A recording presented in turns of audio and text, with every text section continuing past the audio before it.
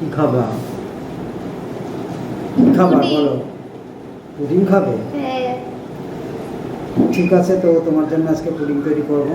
তোমার পুডিং খেতে ভালো লাগে? হ্যাঁ। ঠিক আছে, আজকে পুডিং করবো।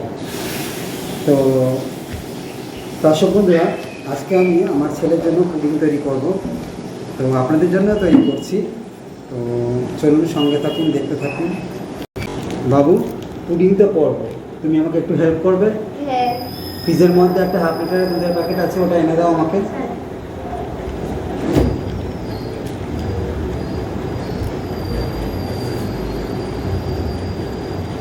ধরো।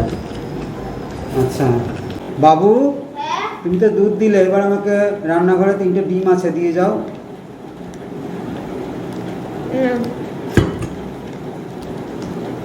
মিক্সিং বোলটা নিয়ে আসো।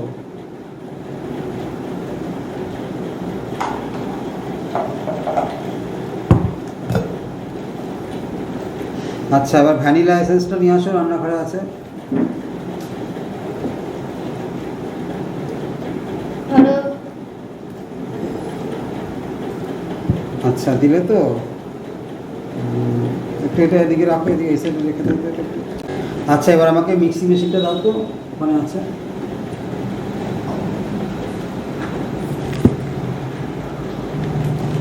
ঠিক আছে, মিক্সি মেশিন দিলে এবার আমি শুরু করবো, কেমন? আমি এই মিক্সিং বলে 3টে ডিম ফাটিয়ে নিচ্ছি।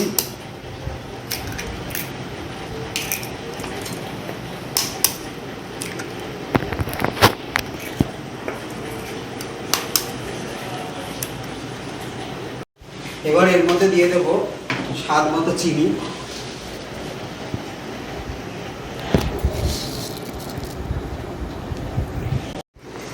এবার আমি মিক্সিং বলে ডিমটাকে ফেটিয়ে নেব। ইচ্ছে করলে চামচ দিয়েও ফেটিয়ে নিতে পারেন, অ্যাজ ইউ লাইক। আমি মিক্সিং বলে ফেটিয়ে নিচ্ছি।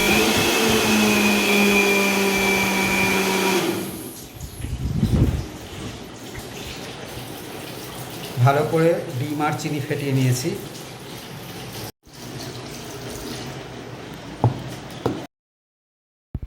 এবার এর মধ্যে দিয়ে দেবো ভ্যানিলা এসেন্স। এই কারণেই দেবো যে ডিমের আষ্টানি গন্ধটা যাতে দূর হয়ে যায় এবং সুন্দর একটা স্মেল বেরোবে। ভালো করে মিশিয়ে নিচ্ছি। এবার এটা আমি ঢেকে রাখলাম যাতে কোনো ময়লা টয়লা না পড়ে। আমি এই 500 ml দুধ দিয়েই পুডিংটা তৈরি করব।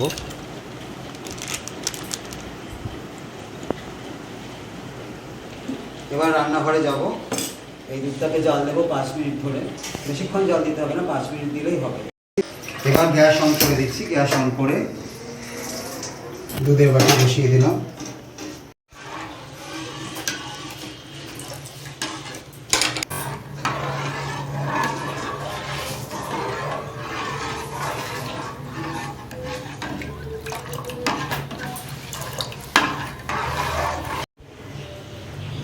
দুধ জাল দিতে দিতে দুধ থেকে খুব দারুণ একটা স্মেল বেরোয়, ক্ষীর টাইপের গন্ধ বেরোচ্ছে।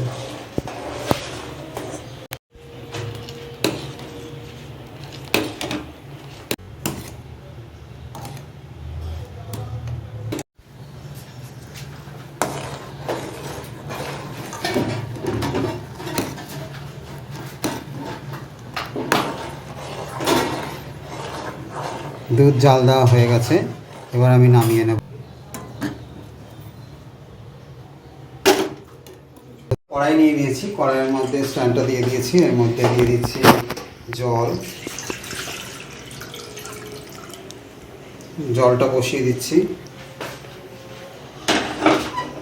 এবার আমি এই বাটিটাকে সামান্য পরিমাণে তেল দিয়ে মাখিয়ে নিচ্ছি। আমার কাছে তেল ব্রাশ নেই, তো আমি হাত দিয়ে মাখিয়ে নিচ্ছি। এই বাটির মধ্যে আমি তেল মাখিয়ে নিয়েছি, আপনারাও কিন্তু এরকমভাবে মাখিয়ে নেবেন। এবার যে এখানে আমি ফেটিয়ে রেখেছিলাম ডিম আর চিনি, এর মধ্যে আমি ঢেলে দিচ্ছি। এই দুধটা এবার নিয়ে নেব, এর মধ্যে ঢেলে দিচ্ছি।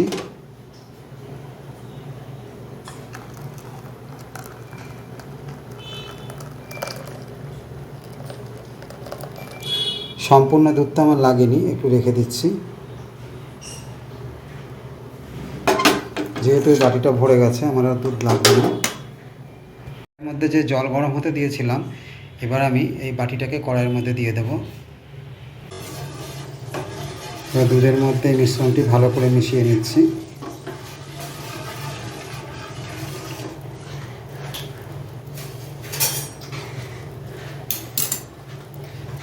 এইবার আমি এই দুধের বাটি বসিয়ে দিচ্ছি কড়াইয়ের মধ্যে। ঢাকনাটি আমি দিয়ে দিচ্ছি।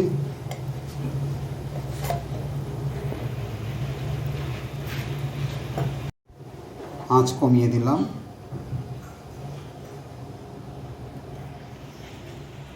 15 থেকে 20 মিনিট রাখা হয়েছে। এবার গ্যাস বন্ধ করে দিচ্ছি, নামিয়ে নিচ্ছি।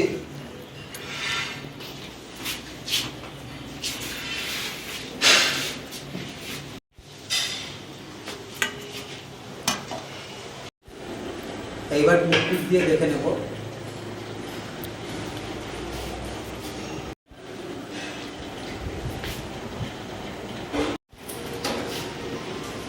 টুথপিকের গায়ে একটুও লেগে নেই, তার মানে বোঝা গেল এটা হয়ে গেছে। এবার আমি এটা ঠান্ডা হয়ে গেলে ফ্রিজের মধ্যে ঢুকিয়ে নেব।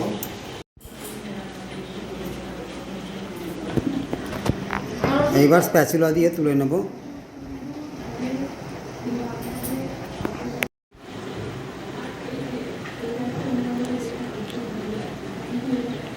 পাশের ঘরে টিভির আওয়াজ শোনা যাচ্ছে, আমার বাবা টিভি দেখছেন, তো আপনারা প্লিজ একটু শেয়ার করে নেবেন, কেমন?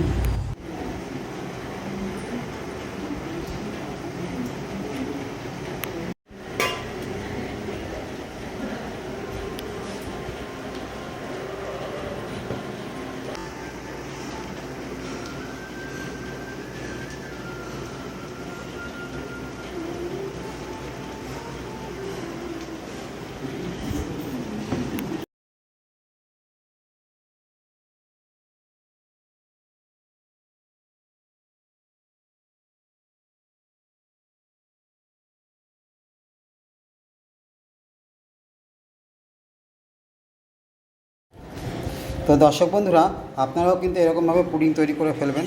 খুব অল্প সময়ের মধ্যে দেখলেন তো আমার পুডিংটা তৈরি হয়ে গেছে। এবার আমি ডিপ ফ্রিজের মধ্যে ঢুকিয়ে নেব। আমি ফ্রিজে ঢুকিয়ে দেবো ঠান্ডা হওয়ার জন্যে, তারপরে কিন্তু খাবো। খেতে খুব ভালোও লাগবে ঠান্ডা হলে।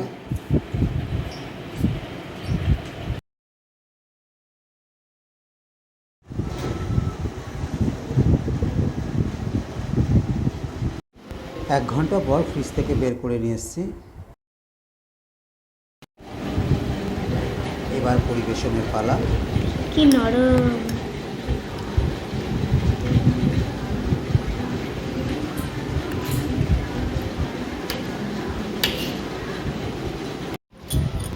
দর্শক বন্ধুরা, আজ আর দেরি করবেন না, তো আপনারাও চটজলদি বানিয়ে ফেলেন এই পুডিংয়ের রেসিপিটি।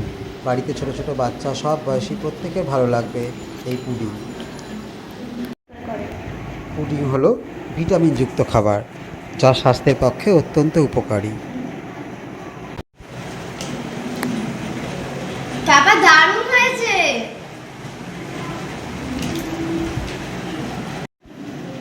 দেখলেন তো কত আনন্দ মনে খেয়ে নিচ্ছে। একঘেয়ে খাবার কি বাচ্চাদের প্রত্যেক দিন ভালো লাগে? তাই একটু রুচি বদল করতে হয়। দারুণ হয়েছে।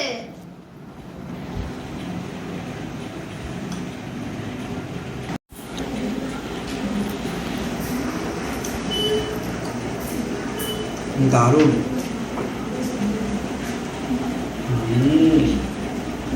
দারুণ। তো দর্শক বন্ধুরা, আজকের মতো তাহলে আসি। আবার আসবো আগামী দিনে আরও নতুন নতুন ভিডিও নিয়ে। আপনারা অপেক্ষায় থাকুন, আমিও অপেক্ষায় রইলাম। আপনারা সবাই ভালো থাকুন, সুস্থ থাকুন। নমস্কার।